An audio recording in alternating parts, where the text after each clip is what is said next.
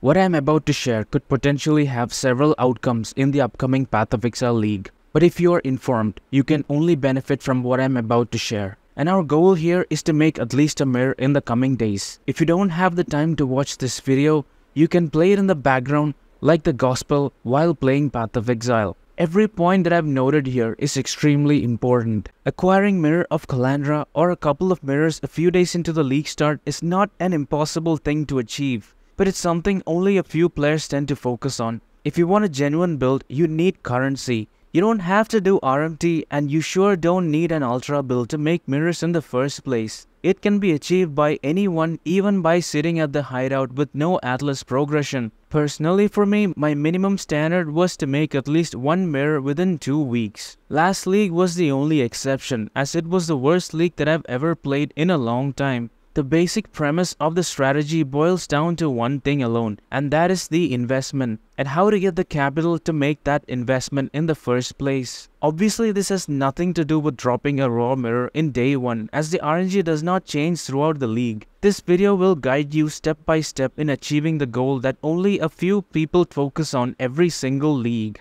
But why Mirror of Kalandra, and what is the fuss about it? There is a good reason why Mirror of Kalandra is considered to be the most valuable currency item in Path of Exile. You can literally get a copy of any of the best rare items in PoE using this basic currency item. And this is part of the reason why experienced players put their long-term investments early into the league just to buy mirror shards instead of doing other things. This item goes significantly up in price as the league progresses. Fresh economy is the best opportunity. This is all the more reason to spend more time farming early into the league with a proper build rather than in creating more characters. But before I get into the mirror strat, there is something important you guys need to keep in mind.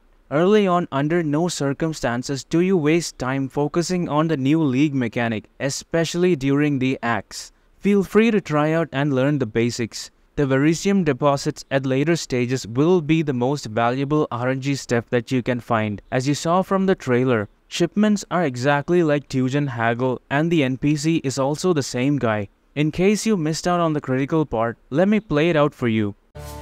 You'll be able to pile your acquired resources onto these ships and send them to a port of your choosing, where your traders will haggle for the best deals. Each port will return specific rewards based on what you send them. They accept all types of resources, but will have a preferred type that they'll currently pay more for.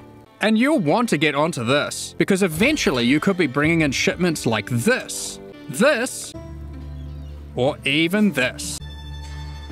You get the runic items when you trade with the Kalgur or when you defeat the league bosses. Danning is the NPC for this, and it's gonna be the new set of stashable chase items in the upcoming league. Some could even be worth as Hinekora's locks. League mechanics are only expected to be effective at the endgame levels of the maps like T14+. 3.25 league mechanic will eventually be buffed or nerfed like every other league.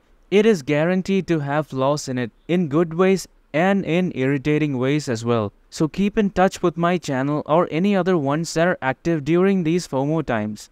When smaller channels spill a few beans, GGG is very less likely to notice it. There will be several patches as we test the new league mechanic, but remember one thing, GGG will always ensure that the current league mechanic is the most rewarding one. So where do we begin? At the start of the league, expect nothing more than this to begin with. You are literally nothing but a vagabond being chased by dogs. But hoping that you chose a good build like one of those mentioned in my league starter video, you'll come out of Act 10 Kitawa with pride and a handful of leveling essences along with a few Chaos Orbs to begin your journey. Chaos Orbs are extremely important at this stage, and the best way to acquire them early is either through the raw drops or the Chaos Vendor recipe.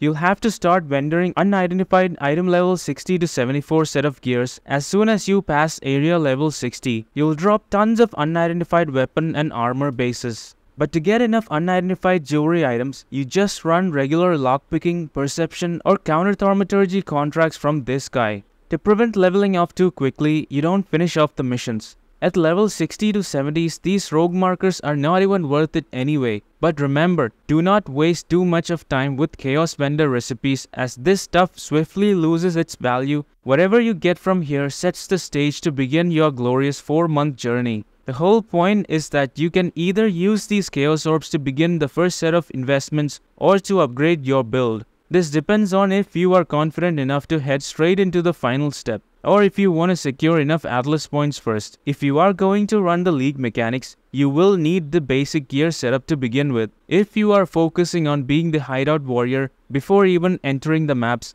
you will have to understand what goes up in price and when it goes up in price. If you're not familiar with that, you will make a loss of currency, time, and the precious opportunity. I would also highly recommend that you think twice before finishing off Kitava in Act 10, or before you get that -30 to all res, as I mentioned about the highest and the Chaos Vendor recipe. Basically, you need to have some influx of currency flowing in while you keep investing and weighing. Once you start selling the items, you'll easily be able to sustain and temporarily retire from killing as you embrace pacifism. And that's why I can guarantee you with some of the items and how they performed every single league. Basic currency items of value at day 1 to 3 are mostly Harbinger drops like Alterations and Horizons. You don't need Scarabs and Atlas progression to run Harbinger memories. As soon as you get into the white maps, you can run Survivor's Guild, which drops a ton of these currencies that are valuable in the first couple of days into the league.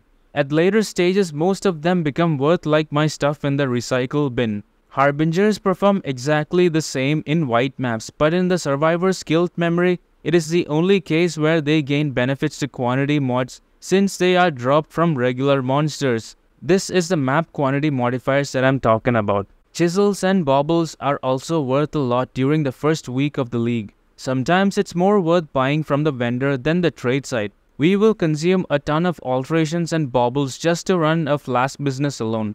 Flasks are one of the most wanted items at the first couple of weeks during a league start. Magic flasks only require alterations, augmentations, and glassblower's bauble to begin with the craft. These currency items are quite commonly dropped in Path of Exile. Glassblower's bauble, however, are more expensive than Chaos Orbs during league start. The other two that you need are Enkindling Orbs or Instilling Orbs. So the modifiers you're looking to craft are Tier 1 cast speed, movement speed, attack speed, crit chance, armor and evasion mods. Armor and evasion mods will not be everyone's favorite like before. For the prefixes, the best ones are Tier 1 increased effect, which you apply Enkindling Orbs to further increase its effect. Increased charge gain or increased duration is best with Instilling Orbs, where you get used when charges reach full. An easier method is to craft on and fractured base with one of these modifiers. The top tier base types include silver, quartz, basalt, and diamond. An item level 84 plus is recommended to get the tier 1 mods, especially for T1 movement speed. This is extremely profitable and you didn't even have to kill a single monster for this one. Another valuable set of flask mods are the June unveiled ones. In order to unlock these in your crafting bench, you will have to unveil a couple of Cinder Swallow flasks. This is why raw Cinder Swallow flask cost like a few divines at league start. If you're farming Katarina, sell the flask without unveiling. But if you are crafting flasks, you can buy from them to unlock the flask bench crafts. All the master NPC league mechanics are extremely profitable at league start except for Nico's Delve. I highly recommend Einar and June. Bestiary is OP mainly because they moved a lot of valuable beasts into the core drop pool. Especially the Black Morrigan, which forces 6 links into your items. Do not sleep on this one. I'll be linking the updated Atlas strat in the description below. Another method that only a few players focus on is double corrupting mediocre items to make them extremely valuable. This includes both gems and unique body armors. The reason why double corrupting gems is better than balling them is 1. Because the odds are better, and 2. You get a +1 and 23% quality versions of them. Most gems are not worth double corrupting unless it's Awakened Enlighten, certain Transfigured gems, and skills with Val versions. Some of these gems have a massive difference between level 20 and 21, especially with 23% quality. I can't point to the exact ones as it's better to watch out for the builds that most people are currently playing, especially melee builds. You can check the gem section in PoE Ninja for this. I have a full guide on Alva incursions if you are interested in self-farming the Chronicles for double corrupting them. On a much safer and more deterministic approach, you can level a bunch of support gems like cast when damage taken, add quality, and just corrupt them to sell the level 21 versions, which are far more expensive. But the easier and safer the strat is, the lesser is the profit per hour. If you are focused on leveling your character, then you should not forget the 6 gem slots on your weapon swap. Some gems, especially the awakened ones, empower, enlighten, and the enhanced ones have quite a major difference in price between level 1 and its highest non-corrupted tier. One such example is the awakened elemental damage with attack support. It's just a matter of time difference to achieve the higher price. Even if you are sitting in your hideout, you can still level these gems using wild bramblejacks, which were basically found in Einar's memory of the harvest piece. This might be moved into the core draw pool in 3.25. What they do is just increase the level of a non-corrupted awakened gem by 1. This saves a lot of time with a bit of investment. At larger scales, you can make a huge profit by just leveling and selling. Now with the buffs to the bestiary core draw pool, Einar's memory could become much more cheaper than ever before. It will still have certain beasts which you cannot get by default, and all of them are extremely useful in one way or another. Einar's memory of harvest beasts have a high deterministic profit yield, and these memory maps require no amount of progress in your Atlas passives. You can simply run these once you have unlocked a small chain of white maps as soon as you defeat Kitawa in Act 10. You don't require scarabs nor any fragments either. The only thing that you need is a genuine build that can run these with 6 portals in white maps. While some memories benefit from map tier, rarity, and quality, these maps like Harbingers have no effect in area level nor the level of captured beasts. Difficulty does not change their numbers nor the unique crafts which they provide. The first map of the harvest memory will have 2 harvest beasts, and this keeps adding until you get 4 at the third map, and that is a total of 9 harvest beasts for each memory. Each of the harvest beasts are equally weighed, although some of them are more valuable than the others. This was tested and recorded on a spreadsheet by Belton in 3.23 to prove that on an average, you will make much more profit despite the investment into them. Personally, I would suggest checking the price of these memories first. Even if everyone decides to run this, the investment might increase, but the demand for the beasts will not decrease. Most of these beasts will have a major use case for anyone. A Vivid Vulture allows you to reroll a Synthesis Implicit, which is extremely valuable for crafting mirror tier items. And then you have Vivid Watchers, which is used to reroll awakened gems. Vivid Aberrax provides you a Shaper, Elder, or Conqueror map. These maps are of significant demand for progressing the Atlas Voidstones.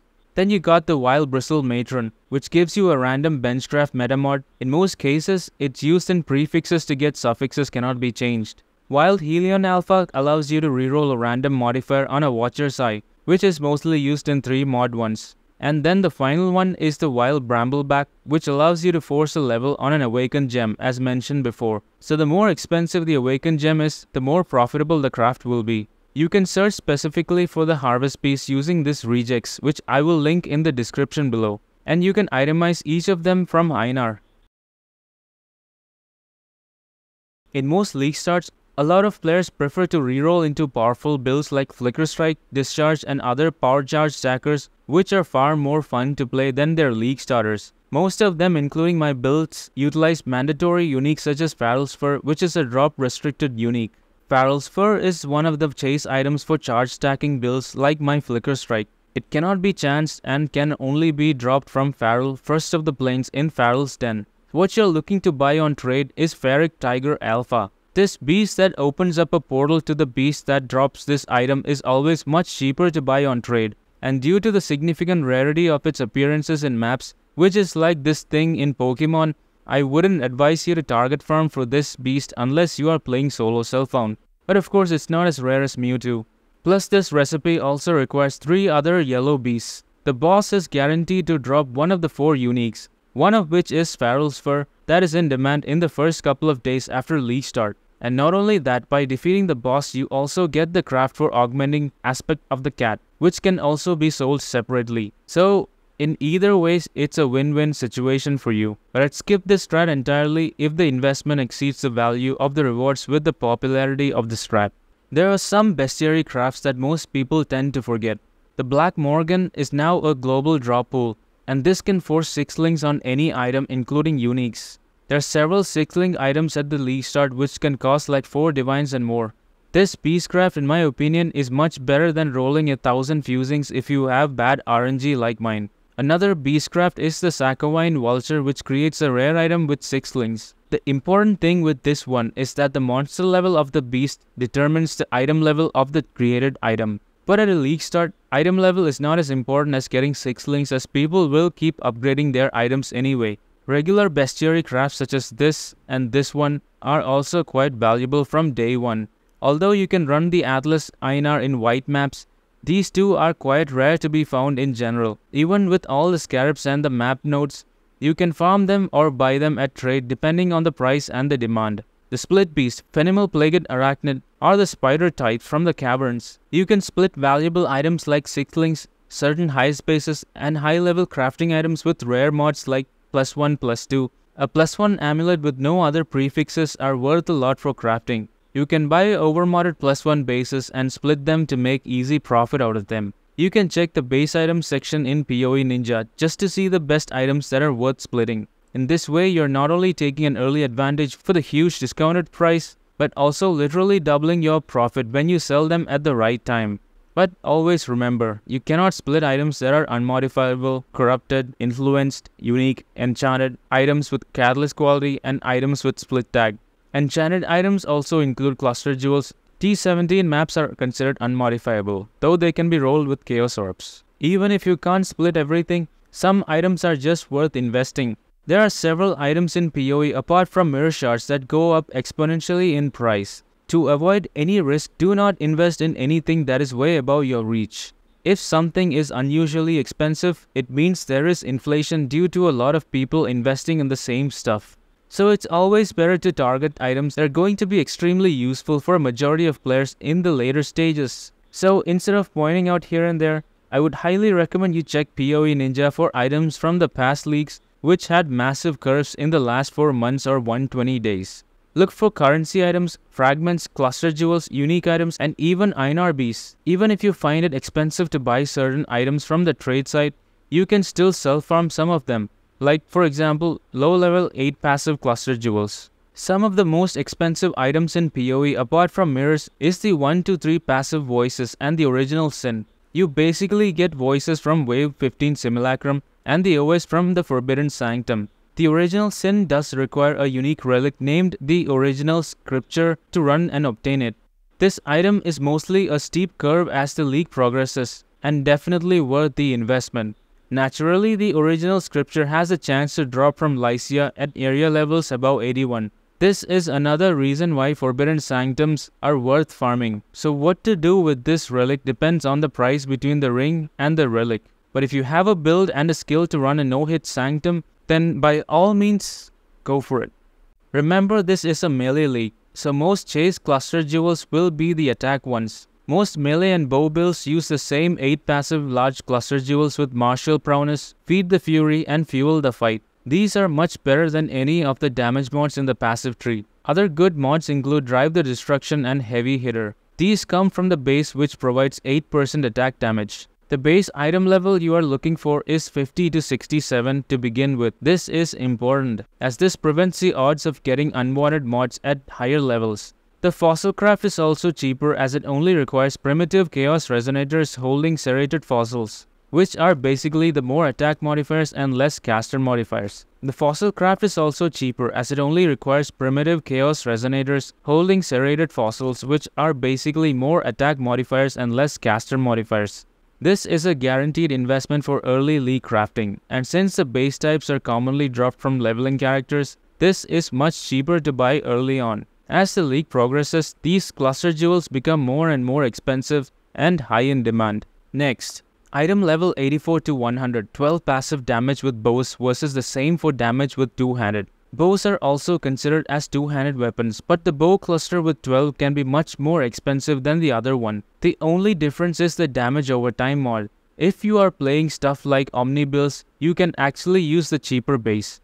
Importantly, Item level 84 plus is the key as it rolls 35% increased effect which can upgrade 3% attack speed to 4%. If you create a template with these modifiers in either one of these cluster jewel bases, they sell quite well to people who are looking to apply Fracturing Orb and complete the craft. Since most of the builds in PoE are bow builds, they sell quite easily as well. You can buy the bases at a much cheaper cost to begin with or farm T17 maps with Delirium. But if you apply the Fracturing Orb and hit either the 35% or the attack speed, which is a 50-50 chance, it can literally sell for a fortune. All it takes is time, patience, and a bunch of basic currency items to form the templates to fracture them. Takes time but worth it. Now let's talk about simple underrated vendor recipes. If all of these seem difficult for you or not worth the effort, here are some easy vendor recipes that produce items which are valuable at the early stages of the league. Some unique items are priced significantly based on their modifier values. These can range from 1 chaos to several divines. A few examples of these items include the Ventur's Gamble, Forbidden Shaco, Replica Dragonfangs, and the Brass Dome. You can buy them in bulk from a Discord group or just collect them as you play the game. By selling 3 copies of the same unique, you will get another copy of the same item, but with rerolled modifier values. This is the PoE sense of recycling or turning trash into treasure. Although items like these have a little investment and more returns, it would break my heart if you do this for tier 0 chase uniques such as Mageblood.